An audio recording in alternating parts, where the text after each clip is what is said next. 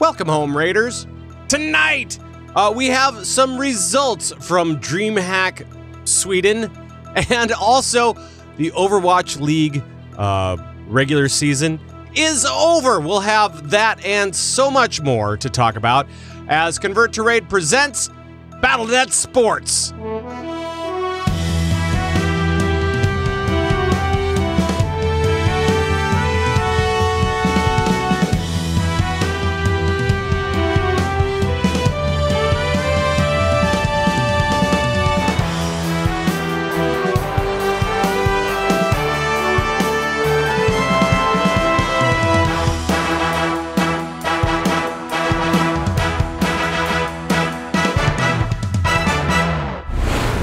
Welcome to BattleNet Sports, everybody. My name is Pat Crane. I am your host. And over this last weekend, we saw a couple of big things happening on opposite ends of the world, essentially. We had Dreamhack Summer. It was in Sweden, but it's Dreamhack Summer. That's what it's called, which housed lots of different tournaments and other stuff, including HGC. We had the mid-season Brawl over there, and we also had HCT there as well. So a couple of big things happening there. And then flip it over to Burbank, California, and in the Blizzard Arena, we saw the end of the Overwatch League inaugural season. So the regular season is now complete. We'll be talking to Thyst about the playoffs. Playoffs were very, very exciting. But it's the end of Stage 4. We now know who the winners of that are, and we now know how the stage is going to be set for the playoffs happening next month. So lots of cool stuff. Let's get into the action. We're back again to talk a little bit of, all the things with Thyst. Hello, Thyst. Hello. Of course, you know Thyst from Lagging Balls and dbltap.com and her stint on BattleNet News as well. Yeah, that thing. Yeah, that Whatever thing. that is. Right. Let's talk a little bit about Overwatch League first, and then we'll get into like WoW Arena and some MDI and what else do we have to talk about? I don't know. So much stuff. But let's talk Overwatch League first. Okay. Because we just had the Stage 4 finals this last weekend. Yes, we did. Oh, man. They were pretty great. They were just the best bunch of matches you could possibly hope for, especially in some finals. And it was really cool that both LA teams ended up in the finals and that the Glads chose Vala to play against because they knew that, it was... They could have chose Dallas, Yeah, right. But they didn't want to because, they do beat Vala sometimes. Yeah. And, it's a thing that happens, but they're still like a serious rival. And they've shown that Vala is like a very competitive rival in this stage. But they chose them anyway because they wanted everybody to experience the battle for LA on such a large scale. And they really gave us an amazing couple of matches. Oh, my goodness. And it was a mistake. No, actually, I think what it was is that they really wanted Dallas to play NYXL because nobody knew exactly what was going to happen there because Dallas has really been coming along in Stage 4, doing a great job. And I think they just really didn't want to play him. I mean... Whatever the reason, I'm glad. I think they swung it the other way. They talked about it the other way, and they said, no, we want a battle for LA. But really what it was like was, no, that Brigitte over on Dallas is a little much. People afraid of Mickey? Oh. They are a little afraid of Mickey. I would be too, though, honestly. Yep. But yeah, so the Glads were defeated by Vala 3-2. So it was a really good match. And then next up was Dallas versus NYXL, and they obviously lost 3-2. But how cool was it to actually see the Dallas Fuel in some playoffs? Because it was great. I never that's what I thought would happen during stage 1, like the beginning of stage 1. Right. Everybody had Like- these high hopes for Dallas, and on Yeah. paper it was like, oh yeah, these guys are going to crush. They're going to be totally, killer, and they're going to be awesome. And they did nothing for 3 stages. And then that last one, when Brigitte was finally available and all the different things going on, they just jumped on it and went, yes, this is our jam now. Totally. And like So. that's something that I didn't even expect, or like I couldn't even conceive that at the beginning of the stage. Like I never imagined that like something in the game would completely turn around a professional team, Right. Like, oh, there's a new hero and she's changed the meta, and the meta is completely different, and Dive is dead, and all of a sudden a team who was consistently in the bottom 3 this entire season is now in the playoffs because of this like one switch in the game itself. It wasn't like, it wasn't some like team transfers. It wasn't like a new coach. I mean, I'm sure the new coach helped, of course, but like it all seemed to just come down to Dive being dead, and that really just affected people's lives IRL and the entire league itself. And it was just, I don't know. I didn't see that coming, and it was really cool. And so, although Dallas didn't make it into the finals, we had NYXL versus the Valiant, and once again, it wasn't necessarily a surprise that the Valiant were so strong. We knew that from the rest of the stage, but it was just kind of amazing to me that while New York played well, they didn't play the NYXL that I was used to. No, they didn't dominate, I guess is the thing, and so it just kind of felt a little off. it did, and it has felt a little off for NYXL lately. I don't know what's going on. Like maybe they're just taking a breather because they know that they're going to make it to the season playoffs. Sure. Who knows? But it's either, or maybe they're just a little burnt out. It could be that too. I mean, they've been it's a long riding season. high for a really long time, yeah. And they've been consistently the best team, and they still are.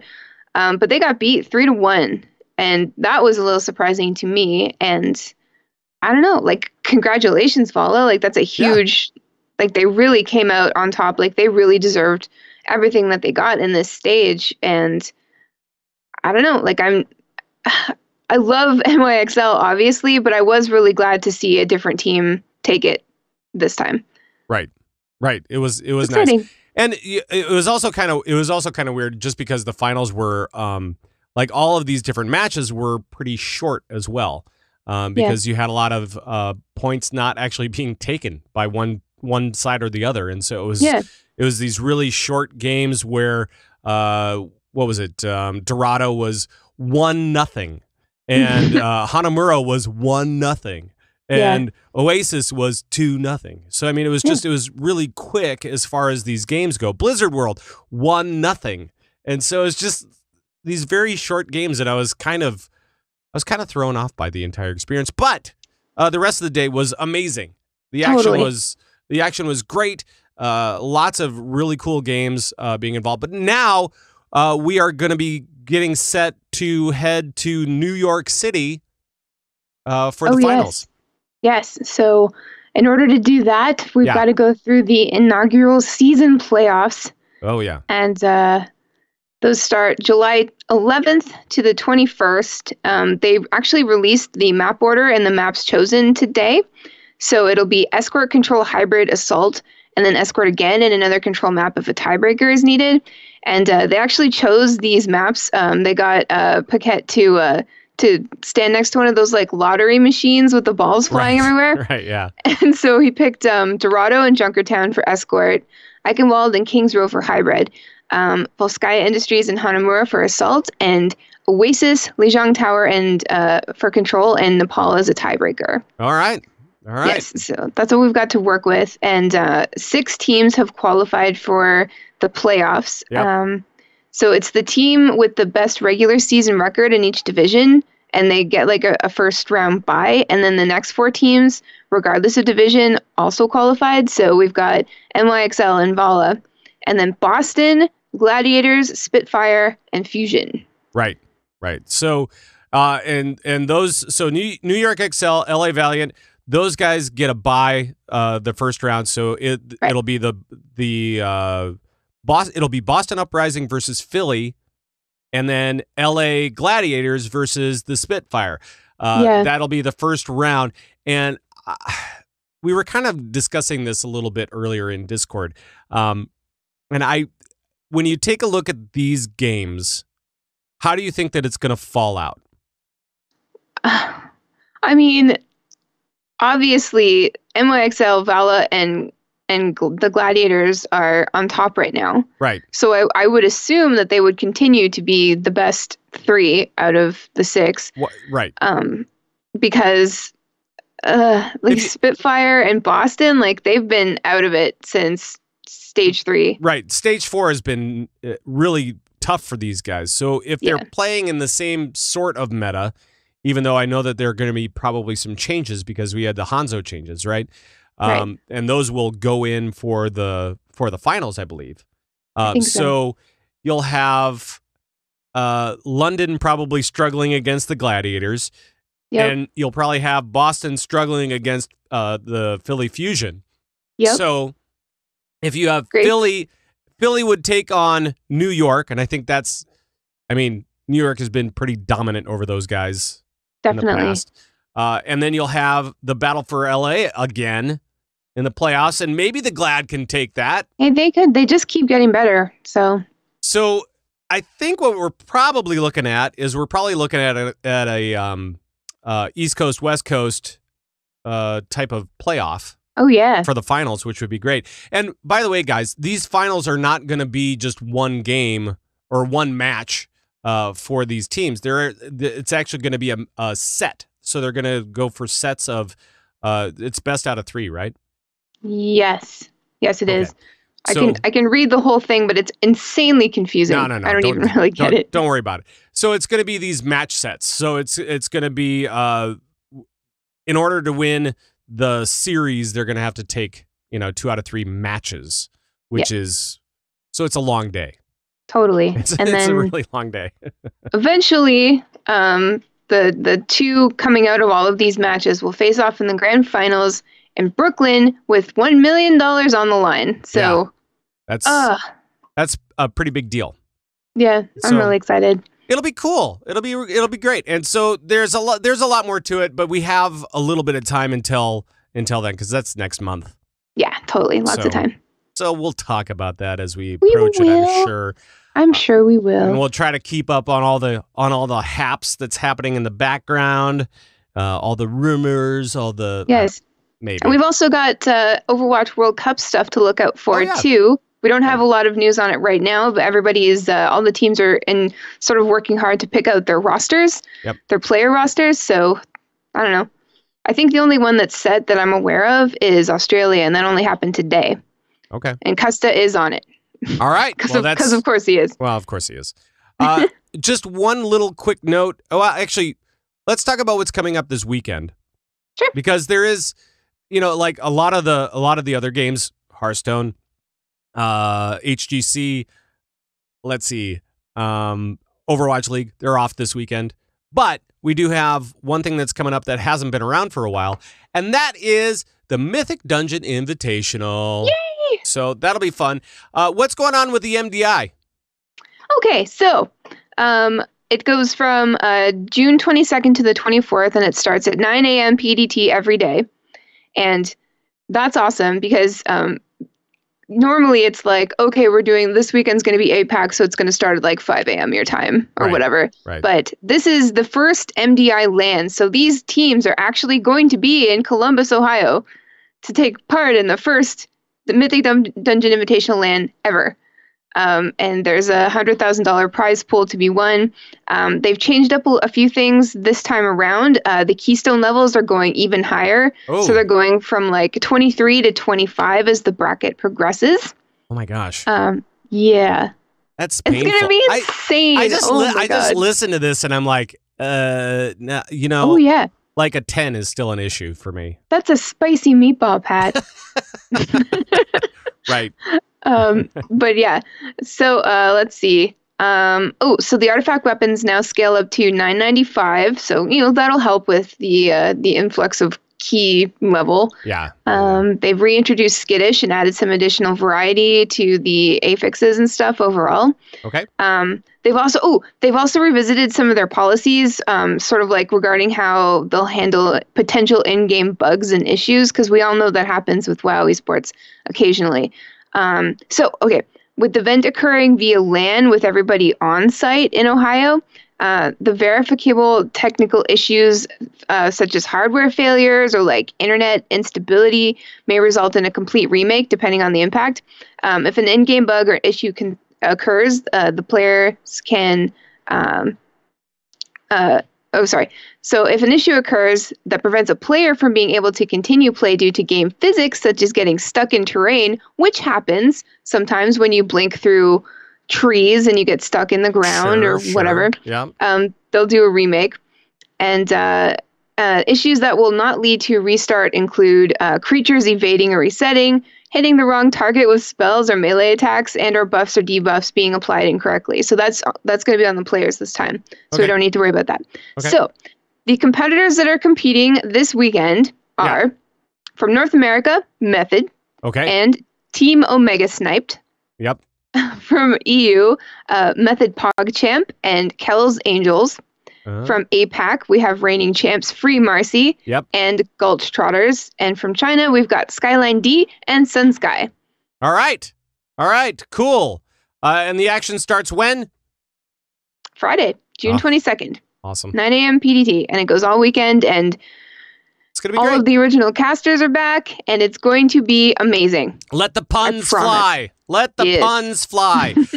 Okay, let's talk AWC now. Let's talk some WoW Arena, because we just had the NA Cup number 3 for summer, correct? We did. So what was that action like? It was great. So the move was incredible this time. They completely undefeated the entire time. They came in and they just defeated everybody. So early on, they defeated the Super Frogs in the upper bracket. So the Super Frogs went ahead and beat everyone else to get back at the move, but including Method Orange. But ultimately, the move completely swept Super Frogs. They took it all. It was like a 4-0 at the end, and it was really exciting because like both teams were really heavily relying on their resto shamans. And it was just sort of a battle of like which shaman could stay alive the longest. And the move was just moving, if you will. See what I did there? But no, they were incredible. I couldn't believe they would just not lose, Pat. Which is probably why they won. Exactly. Wow. And these games this year have been going faster and faster and faster and tougher and tougher and tougher, and you see all sorts of cool little fake out moves and it's pretty cool. We saw a couple of we saw at least one cross kill. Oh yeah. That was definitely a lot of fun to watch that, because then you're like, okay, who's next? Who's next? I know. Who's dying like next? Anything that makes the casters start screaming, it's good. Right. It was pretty great too, because they were I can't remember who it was, but it was in Undercity. And we had a cross kill of the healers within a couple of seconds of each other. And then it was a couple of DKs were in trouble. And then we still weren't sure if it was going to be a double cross kill. It was just, and it all happened like within, I don't know, let's say 3 minutes. Yeah, that's the thing. It's from like start to stop of that match. It was pretty great. Yeah, the excitement comes in and comes out pretty quick with AWC. Yep. But the excitement continues, Pat, because the AWC Summer Finals are going to be taking place July 14th and 15th in Poland. Yay! In Poland. Woohoo! Woohoo! Indeed. Poland is always a good time. And I'm sure it is. And again, this is a town that I cannot pronounce. I don't know how to pronounce it. Katowice? I don't think that's the way you pronounce it. That's probably not. No. The other one I can't pronounce is the one that's in Sweden that just had Dreamhack. I don't know. I see it and I'm like, yeah, that's I know that name, but I can't say it. That's a word. I can read it. I can't say it. Right. Exactly. But speaking of things that people say, why don't I tell you what teams are qualified for the finals? All right. Why don't you do that? So for EU, it's Method Black, Tempo Storm, Ascendant, and XRB to the moon. That sounds familiar. Oh, yes. And for NA, it's The Move, Super Frogs, Method Orange, and Super Rejects. Got a couple of supers in there. That's awesome. Yes, 2 supers, very super. And I'm so proud of the Super Frogs. Like, they're my favorite, and they've just been really going for it lately. I'm still pulling for the Super Rejects. Only because we know that they were rejected once. We don't want them to be rejected again. No, we don't. They're fighting for their pride, really. Yes, and for $100,000 and a chance to battle on the global stage in the final rounds of the Arena World Championship at BlizzCon 2018. Well, yes, of course that, but mainly for pride. Yes, yeah. and money. Yeah, and money. Right. You know what's great, Pat? Pride. And you know what's even better? Being proud with money. Right. Being proud with some cash to burn. Yeah, exactly. Anything else as far as AWC goes? No, that's it. All right. Is that it for everything that we had to talk about? Yeah. Wow. Look at that. We did it, everybody. We did it. I didn't think it would happen. I didn't either. But thank you, Thyst, for helping me out today. And, of course, you can catch Thyst on Lagging Balls and Battle.net News and all around the internets. So thanks once again. Hey, you're welcome. So I was away last week. I was off being sick. Still am. But, whatever. There was a lot of HGC action happening in the meantime because we had the mid-season brawl. We had the group rounds last weekend, or the weekend before last, and then this last weekend we had the playoffs. And Jules was watching the entire thing. Jules Scott, you know her from Torrent Think Tank and Nerf This and all this kind of stuff. So Jules, welcome. Thank you. We missed some fun stuff last week to talk about. Yeah, but we have more fun stuff to talk about this week, I think, because the reviews are in and HGC was off the chain, I think. Is that what the kids are saying these days? That's what the kids are saying. So I know, it was amazing. Well, we had 2 full weeks of HGC mid-season brawl action, and I couldn't have been happier because, man, that was a lot of really fun games to watch. We had the group stages, not this weekend, but the prior weekend, where it was all best of 2s. So it was like 9 matches in a day that you'd be watching just to see how everybody would place in the group stages. It's a lot of hots, man. I was up early, and I was up I think I was getting up at 6 o'clock. Where were they playing this? They were playing it in Sweden? No, Poland. Yes, no. In Jönköping, Sweden, was where Dreamhack Summer is. Oh, that's right. That's right. It was at Dreamhack. I forgot. Yes. So really amazing play for group stages. We were super excited to see that both NA teams made it through the group stages. And all of EU and all of Korea made it through. So it just made for a super competitive bracket stage. And I couldn't have been happier with what had turned out. Because, man, just wanting to see that both of our NA teams made it. And Heroes Hearth eSports just made it by the skin of their teeth to get there. But they got there. And again, I harp on this, but this is a team that just started out from the open division, worked their way up all the way to the top, and made it to the mid-season brawl, and made it through group stages. Like, whoa. That's awesome. That's very awesome. Yes. And it seemed like that there were a lot of, once we get into the bracket for this last weekend, it seemed like there were a lot of pretty tough games in here. Yes. Lots of exciting stuff. Lots of 3-2s, 3-1 finishes and stuff like that. But I mean, those 3-1 finishes, they're always a lot closer than they look on paper. So, it's always that way. I mean, even some of the 3-0s were like that. It was like you could see a 3-0 and you go, oh, man. So Dignitas gets 3-0'd over Genji, right? And that happened like almost the first day out of the bracket stage. But they were closer matches. There was a lot going on there. Right. And that was the thing that happened that people were like, oh, it's 3-0 from Genji to Tigna, whatever. And the big storyline, of course, ran through the entire weekend and prior. that Gen G had what turned out to be a 38 game straight winning streak. Wow. Like nobody could take a game off of this team. So of course they were thought of to be best team in the world. They were being called the gods. Can the gods bleed? All of that kind of thing was going on the entire weekend. And as it turned out, they could, because when it came down to the finals, they bled a little bit. A lot. Yeah. A lot. Yeah. It was kind of a lot. So I mean, we're not going to downplay this, Pat Crane. We're not. All right. Because it was okay. So let me back up for just a second and say that when we sat down 2 weeks ago, I had a prediction. And my prediction was that it was going to be Gen G and Dignitas in the finals and that Gen G was going to win. And I was right. I was right about this. But I was not correct about the fact that Dignitas was going to take it to one of the most exciting matches in Heroes of the Storm history.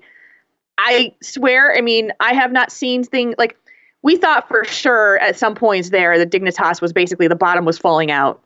And for some reason, they had an amazing play and turned it all around and wound up winning the game. And then you were like, oh, momentum shift. Is this the reverse? Is it a sweep? And then Gen G came back and they just dominated again. And you're like, oh, okay, then this is the end. This is it, right? So it was to me, this sounds like Gen G was just kind of like they were like stepping on the accelerator and then they'd back off a little bit and then they'd step on the gas again and then they'd step up. But it probably wasn't it. Because I know Dignitas is a really tough team. So Dignitas is so talented. And they were the only team in the entire midseason brawl that took any games off of Gen G. So there's that. But there is this one amazing play that I have to talk about that just kind of turned the momentum for everything. And it looked like Gen G was going to take this map. I think it was Dragonshire. And they're pushing up towards Dignitas's gates to go towards core. And Hanzo fires off this amazing arrow that his ultimate that stuns, hits 3 people. And at the same time, Diablo hits his Apocalypse. And it blows up 3 members instantly. Wow. Like I was out of my chair screaming when this happened. It was such a great play.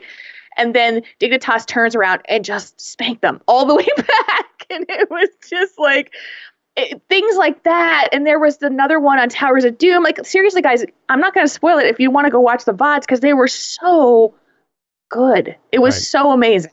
Right. Well, and I think everybody should. If you want to go watch the VODs, just go over to the heroesofthestorm.com and click on the eSports thing and you're pretty much there.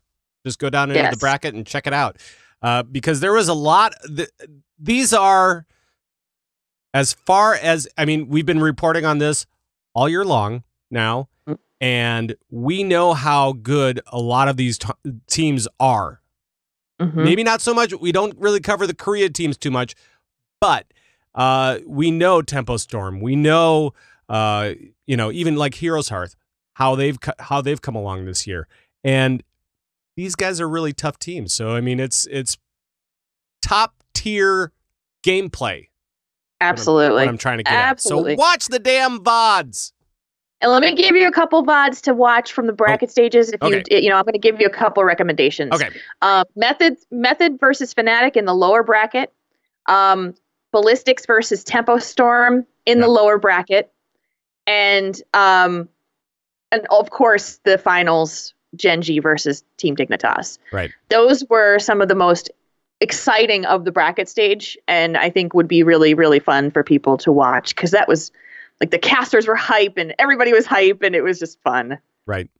And if you just want to watch Gen G just stomp on people, that's always an option too. You can. But all of Korea's teams were amazing. Tempest, Ballistics, Gen G, they're all so talented. And when Tempo Storm beat Ballistics in the lower bracket, it was heartbreaking to watch because I was so excited for Tempo Storm, but the players on the Ballistic side were actually crying, just devastated. And you just it was so bittersweet. But I got to give it to the boys from Tempo Storm because not only did they make it to the bracket stage, they also got to the upper bracket, which is even better than I would have ever anticipated, from NA's history. Right. So I am a very, very happy HGC fan. This was some of the best play I'd seen yet. And I'm so excited for Phase 2. Well, let's talk a little bit. Let's talk a little bit about Phase 2. So Phase 2 starts now, essentially. It starts next weekend. So we have this weekend off. We get a little bit of a break. The players get to breathe a little bit. Friday, June 29th is the first matches for HGC EU and NA. And if you're in the US too, if you want to watch the Western Clash, they're actually holding it in the US this time at the Blizzard Arena in Burbank. And it's Friday, August 10th through Sunday, August 12th. And tickets are on sale right now. That'd be fun. God, I want to go so bad. They're holding a lot more stuff at the Blizzard Arena this year. I mean, obviously, because they didn't have it last year. But they're holding the Hearthstone tournament, the summer. It's called the summer playoffs, even though it's from the spring. It's weird. And then we have this in August. We've got I don't know, all the Overwatch League stuff. It's been crazy over there. Yeah. So. And also the championship week prior to BlizzCon is also being held there too. So lots of games being held at Blizzard Arena, and those tickets are on sale right now too. Yeah, I think there are still some tickets available for pretty much everything. Because I know that Overwatch World Cup is going to be played over there, AWC, HGC, StarCraft, although you won't be able to buy tickets for that, I don't think, unless you get I hadn't looked at that. Unless you get the tour, because it's more set up as a 1v1 type of thing. Okay. So yeah, it's a lot of stuff happening in California in the next, what do we got? 5 months? 5 months or so. Yeah. Roughly. Look at that. It's exciting. Look at that. But yeah, so we've got HGC. The next part of HGC is coming up in like a week. It's awesome. Anything else? So I think that'll do it for me. So I won't have anything for you guys next week, but I will the following week. Yes, but we may be off because of holidays. Things. Yes, holiday stuff. So fair enough. We will talk to you whenever the next time is. We will chat with you then. Thank you so much, Jules. Jules Scott, everybody. Thank you. It's been a while since we've talked to Jocelyn Moffat, but we welcome her back. Hello, Joss. We went through a bunch of different tournaments since we last spoke. We had Dreamhack Austin. We had HCT Seoul. And just this last weekend, we had the summer event in, I don't know how to pronounce the name of the place in Sweden. Do you know how to pronounce the town in Sweden? I probably should, but I definitely don't. It's something weird, and it's probably next to the IKEA place up in Sweden. But it's the little dots over the O's that always throw me off. I'm like, I don't know what that means. And the slashes through the O's, and I don't know what's going on. So how was, let's just call it Dreamhack Summer. Which is how we refer to it as well. The origins basically are Dreamhack had a summer and a winter event is how it kind of started. And it's grown from there, especially with the whole tour stop program. So now we have, Dreamhack, insert name of town here, but there are still kind of like the flagship summer and winter events. So this is Dreamhack Summer in Sweden, kind of like where the origins of Dreamhack are. So it wasn't any kind of cumulative final, but it was another open tournament and pretty good turnout. There were a lot of people. This is the event that Orange won last year. Unfortunately, he went 0-3 in the event this year, so he was out right away. Wow. But yeah, but it was still, it was a really interesting event.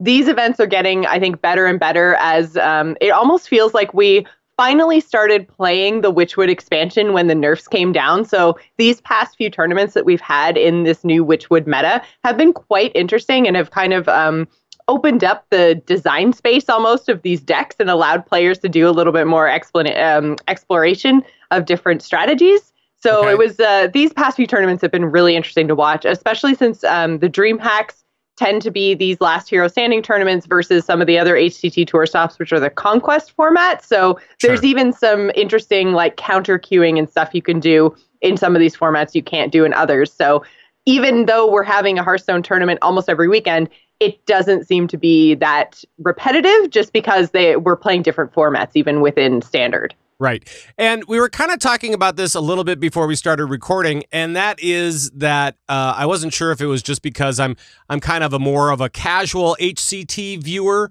than you, of course, which is why you're here. But it looked like to me I didn't recognize a lot of names, especially in the top 8. And we were kind of talking about that. What did you notice on your end of things?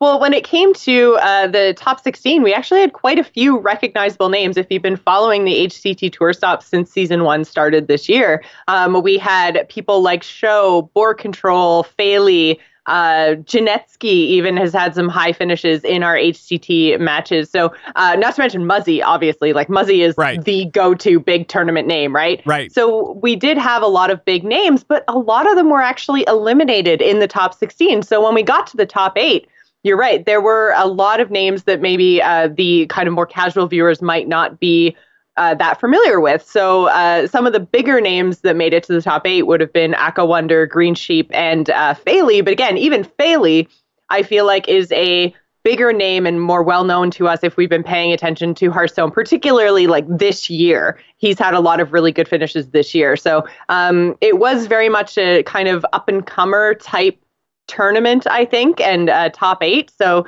we got to see a lot of people play that we hadn't seen before, which I thought was really interesting. Now, do you think that might be because of some of the freedoms that are allowed because of the new meta and because of the nerfs that have happened, or is it just, kind of luck of the draw or whatever? Well, I don't know if we can call it luck of the draw, but probably not. Probably not. It's all RNG. That's all it is. It's Hearthstone. Pat, it's all get on off the the draw. show. Yeah. Get off the show. But yeah, to be honest, I'm not really sure necessarily why some of these lesser known players are finding the space to compete right now. It could be another factor is the fact that a lot of all of the HCT Tour Stops are they require travel. And because we have had so many, it's just, I feel like there's a lot of players that are skipping out on some. Not to say that the field wasn't necessarily stacked in this case, but I think with kind of varied pools of competitors, it does allow for some space for some lesser known names to kind of make their way up the ladder. So, or make their way up the bracket. Yep. Would be a better word. and that's a good point. They did increase the number of stops that Hearthstone is doing this year. They put more money into it. They put all this effort into it, and especially with Dreamhack kind of all over the place as well. I mean, it just kind of makes sense that there's more tournaments, therefore there's more people. There's more players to them, and more opportunities as well, just to practice in a tournament setting. I mean, that's something that you could always do online events previously, and then there were a few of these in-person LAN events. Like Dreamhack isn't new this year or anything crazy like that, but with 27 tour stops, I think it allows people to practice in a face-to-face way. Like when I was playing at HCT Toronto, and I know this is something that they've done at HCT tour stops around the circuit, is you actually play face-to-face right across from whoever you're competing against, which is entirely different than competing online and not seeing the face of the person you're competing against. And some players, I think, can really capitalize on, it's basically like playing poker. You can see your opponent's tells, which you're just kind of trying to follow mouse movements and see what they're hovering over if you're playing online. But there's a whole other level of competition that I think comes up in these LAN events. So because we're seeing a lot more of these in-person tournaments, it could just be another skill set that some of the players who are used to playing online don't necessarily have, and newer players can maybe capitalize on that. Sure. Definitely a new dynamic. Absolutely. Maybe we should talk about the decks that we saw at this summer event in Sweden, somewhere in Sweden, just whatever town you want to say in Sweden. And especially in the top 16s, one of the things that I noticed was the amount of even Warlock decks was huge. Was that kind of the biggest, most prolific deck in the entire tournament, or what? It definitely was. Warlock was the most popular class. Actually, every single top 16 player did have a Warlock variant, and so the even Warlock was the most popular. There were 12 players that had even Warlock, And then 4 players that brought Cube. So Cube is still a viable deck, even after all the nerfs. But like I said, there's a little bit more space to open up when it comes to crafting your decks and your lineups. Right. We have moved away from Cube. Control has fallen off completely because the Even Warlock is more of the control-ish type variant, although we didn't see any like Rin at all. So Even has definitely taken over when it comes to Warlocks, and Warlocks as a class are still strong because literally every top 16 player had a Warlock in their lineup. But that being said, there were still, in the top 16, there were 17 different deck archetypes, which is pretty much unheard of. We are at one of the most diverse tournament metas I think we've ever been in Hearthstone.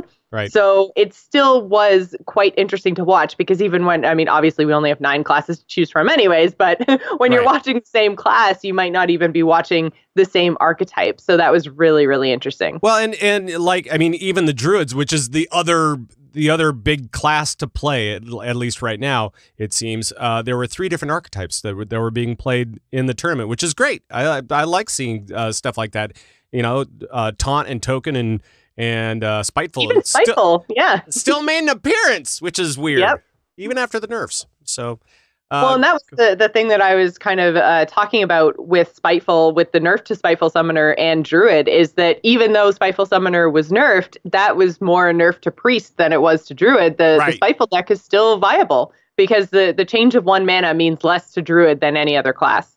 Right. So what else? Was there anything else in Dreamhack that you wanted to discuss? I think that's... Go ahead. That was pretty much it. I mean, like I said, we had a very diverse meta when it came to the tournament. There was representation from, I believe, all of the classes in the top 16, which is also incredible. I think probably my favorite moment, and I don't know if you managed to see this, it was, I believe, one of the top 8 matches with Fayley, and there was the Shutterwalk Shaman Mirror.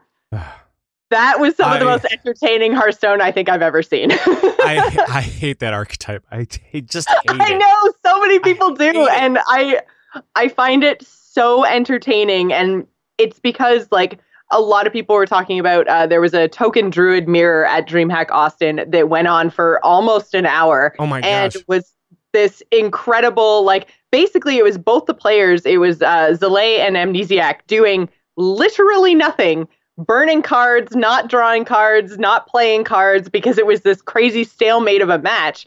And a lot of people have been talking about how that's like next level Hearthstone thinking. And I feel like that's next level Hearthstone thinking in math in terms of like, it's almost like watching chess versus Shutterwalk Shaman, where there is so much going on. There is so much random that it's like you have to take a look at all the random effects that have happened. And you have to deal with all of that and try to predict all of the possible outcomes in the time it takes a turn to tick by, to the point that it leads to so many misplays because like they have to do so much in so little time. That is like 3-dimensional chess.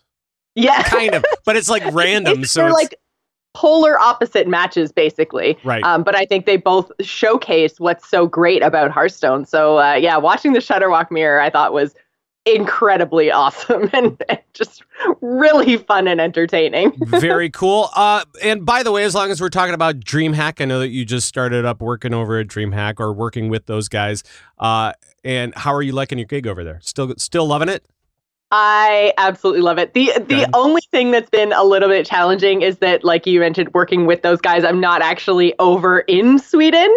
I'm still at home in Toronto. So I was kind of on a crazy sleep schedule for these tournaments, these weekends, where I'm waking up at 3 a.m. and working till like 4 p.m. and then going to bed, which is weird. Right. So yeah, it was, it's that part is a little bit tough, but overall, like the team is amazing, and I'm really, really enjoying all the interactions I get to have with the fans and the players. So it's been great. I get to actually attend my first Dreamhack as a Dreamhack employee at Dreamhack Montreal in September. So I'm very, very excited for that. Well, what I really like about this job for you is that you get all of the jet lag with none of the jet.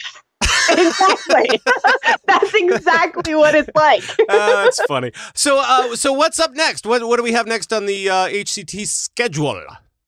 So next up, we have the HCT Summer Championships. And so this is the part I find confusing. I wish they would call it like the Season 1 Championships, because Summer Championships makes it sound like all the stuff that's happening right now is leading into this. But this is from Season 1. So this is the January, February, March Championships. We went through all of our seasonal qualifiers in the past couple of months. And so now our Season 1 Championships are happening June, I think, 28th, I think. Is that right? Is that right? I'm not sure. I'll do a double check on that. Calendar. Yeah, but it's going to be in LA, right? In LA, yeah. It's the weekend of the 28th through July 1st. So it's got 16 players now. So we've got our 4 players from each region, and the Choose Your Champion is now live. So if you guys haven't ever really followed HCT or you're not familiar with this, basically what you can do is you can go to the playhearthstone.com website, and you can go in there and actually choose who you think is going to win.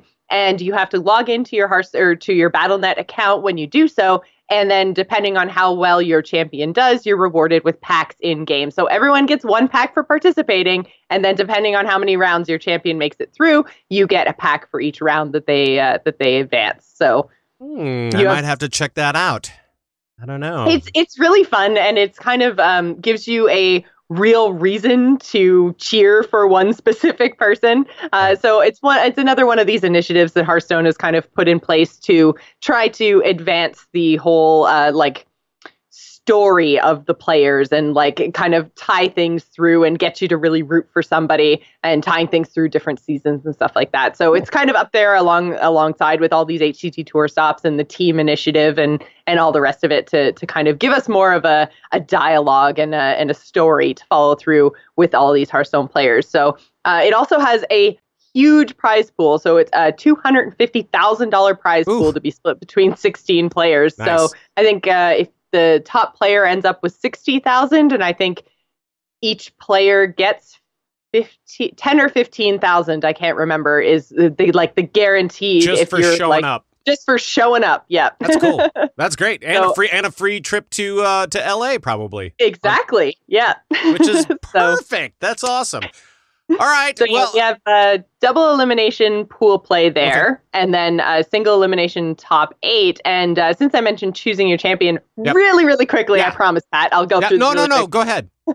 But there are a couple players that I wanted to highlight who, like we just talked about the Dreamhack top 8, you guys may not potentially be familiar with. So when you're looking at choosing your champions, I think my 4 picks, I still haven't narrowed it down yet to who my champion is going to be. But I think Nalguidan, he's from Argentina, and he probably has the best record in majors and qualifiers, because he's been in the top 16 of every major qualifier that he's played in since April of last year. Wow. So it's like the Copas, this is, all kinds of stuff, not to mention all the actual qualifying events. He came out of it in the winners bracket. I'm writing all of this down now. I'm writing all of this down. He came out of the Americas qualifier because they don't actually give you who comes first or second, but he came out of the winners bracket in the Americas qualifier to come into these championships. So I think he would be an excellent choice. Okay. Then we have Turna, who was the winner. He beat Faley at HCT Oslo. He's had really solid results himself through 2017 and 2018. And outside of winning HCT Oslo, he hasn't really had a big, huge tournament win. But I think that I think he's going to do really well in this pool play. Very cool. And then APAC is a region that I really don't think that we should kind of overlook. So Jinsu is my pick out of APAC. He came first or second coming out of the APAC qualifiers. But he also came second in the Wild Open, which I think is really interesting, because at the same time that he's competing in all these HCT tour stops, much like Faley, he's also competing in the Wild side of things. So that shows a kind of really good, deep understanding of the game when you can do well in 2 different formats. So I think Jinsu is definitely another one to watch. And then finally, and I'm probably going to butcher this, but I think it's Leo, but it's spelled like Leah with O on the end. Okay. So, but he's a Chinese player, and there's been more than one player coming out of China. And unfortunately, we don't really get to see a lot of the qualifiers that I don't know that much about the Chinese scene. Their qualifiers tend to be broadcast in China only. So I'm not too familiar with how exactly he qualified, but more than one of the other Chinese players who actually qualified for the Season 1 championships or the Summer Championships have said they hope that they never have to face him because he's so good. Ooh. So, wow. To me, that says, they're singling him out as someone to watch. He was also the top Chinese point earner to qualify for the HCT Summer Championships. So, again, I don't think that we should discount the Chinese scene because since they're not as kind of open, they're not as easy to watch, they tend to have some tech that we just don't see coming. So there's a chance for some really crazy Chinese decks to come into play in the Summer Championships. Okay. So Leo might actually come out of it the winner. So those are my 4. You guys feel free to choose from those 4, but I think those are my 4 to watch, I think. Right. And I would pronounce that either Lao or Liao or something like that. So possibly. that's how I would do it. Of course, I'm probably butchering it as well. I'll wait until the Twitch broadcast happens, and then I get to watch the casters try to do it, and then I'll figure out how to say it. Okay, sounds good. Well, I think we'll all be waiting with bated breath for the pronunciation of that name. And until next time, we will see you later. And thank you for it's nice to talk to you about this stuff after so long of being away. Let's not have it be this long of a break again. Agreed. All right. Thanks, Joce. Thanks so much, Pat. Let's just briefly touch on StarCraft for a little bit, shall we? Now, we do have the WCS Challenger Series. That has begun, and that is for WCS Valencia, which is happening in July. So, all of the regions right now, except for Korea, are playing through to qualify. We also have GSL Code S, which is the league in Korea, happening. The grand finals are now all set with Maru, the reigning champion, versus Zest. And Maru is poised to win. But, of course, don't forget that it's not just the championship on the line, but lots of points. And those points could boost Zest to maybe a berth in at BlizzCon. So who knows exactly what's going to happen there. The interesting thing this week is that in celebration of the 20th anniversary of StarCraft, Blizzard Entertainment is launching the Korea StarCraft League. And this is for StarCraft Remastered. This is the first tournament that Blizzard has decided to take on itself with no outside organizations involved.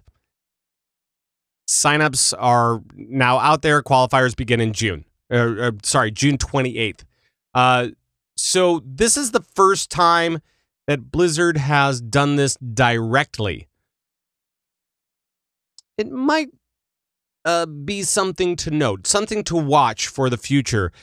Blizzard is really stepping into the esports scene really heavy this year, of course, but they've stepped up all of their different games.